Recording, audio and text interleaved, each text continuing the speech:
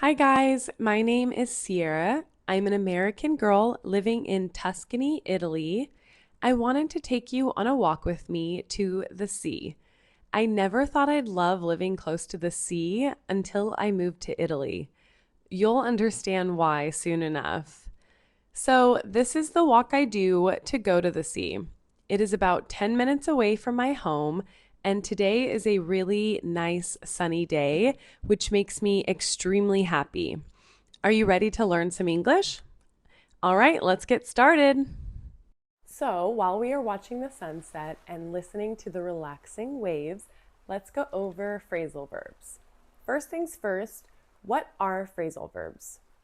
Phrasal verbs are combinations of verbs and particles that together convey a different meaning than the individual words.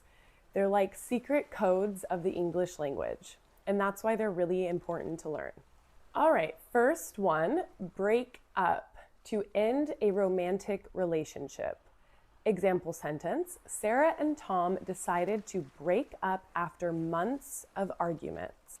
The second one, come across, to find or encounter unexpectedly. Example sentence, while cleaning out the attic, I came across my old childhood diary. Cut down, to reduce in size, amount, or quantity. Example sentence, I'm trying to cut down on caffeine by drinking less coffee. Drop off, to deliver someone or something to a destination.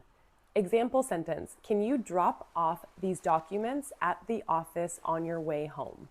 This one is a really good one to remember with my English students. When I say this phrase a lot, a good amount of my students don't understand it. And it's because it's a phrasal verb. So sometimes when there's these group of words together, individually, you know what the words mean. But when they're in this phrase, it's a little confusing because it means something different. So this one is really important to learn. Get along, to have a harmonious relationship with someone. Despite their differences, Sarah and her sister got along quite well. Hold on, to wait or pause. Example sentence, please hold on while I transfer your call to the appropriate department. We've all had those calls when we have to wait for someone and then they transfer you and then they transfer you. Anyway, next phrasal verb. Look forward to anticipate with excitement.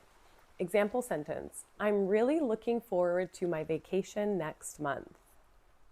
Make up, to become friendly again after an argument or disagreement.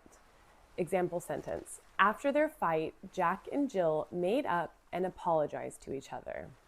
Next one, put off, to postpone or delay. Example sentence, they had to put off their wedding due to the pandemic. Run into, to encounter unexpectedly. Example sentence, I ran into an old friend from college at the grocery store. Set up, to establish or arrange. Example sentence, we need to set up a meeting to discuss the new project. Take after.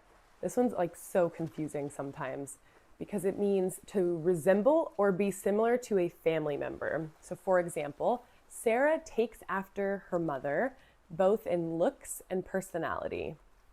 Turn down, to reject or refuse. Example sentence, unfortunately, they turned down my job application. Break out, to escape from confinement or control. Example sentence, several prisoners broke out of jail last night. That could be bad. I hope that you aren't falling asleep and relaxing too much with these beautiful waves, because there's a lot more that we're learning. All right, what's next? Come up with, to think of or create something, especially an idea or a plan. Example sentence, we need to come up with a solution to the problem as soon as possible. Figure out, to understand or solve something. Example sentence, it took me a while to figure out how to use the new software. Get over, to recover from something, especially emotionally. So for example, it took her a long time to get over her breakup. Hold up, to delay or interfere.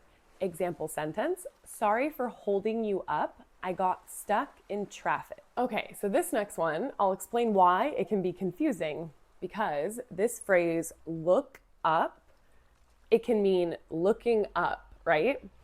But in this phrasal verb specifically, it means to search for information. So for example, if you don't know the meaning of a word, you can look it up in the dictionary, which I always tell my students, and I'm telling you guys, if you don't understand any words from this video, you can look it up in the dictionary or of course Google search because, you know, we have a lot of technology now. So anyway, put up with, to tolerate or endure something unpleasant. Example sentence, I don't know how she puts up with her noisy neighbors.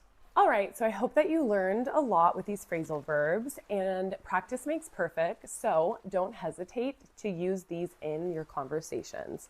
Stay tuned for more language learning videos with Karina and Sierra. Ciao!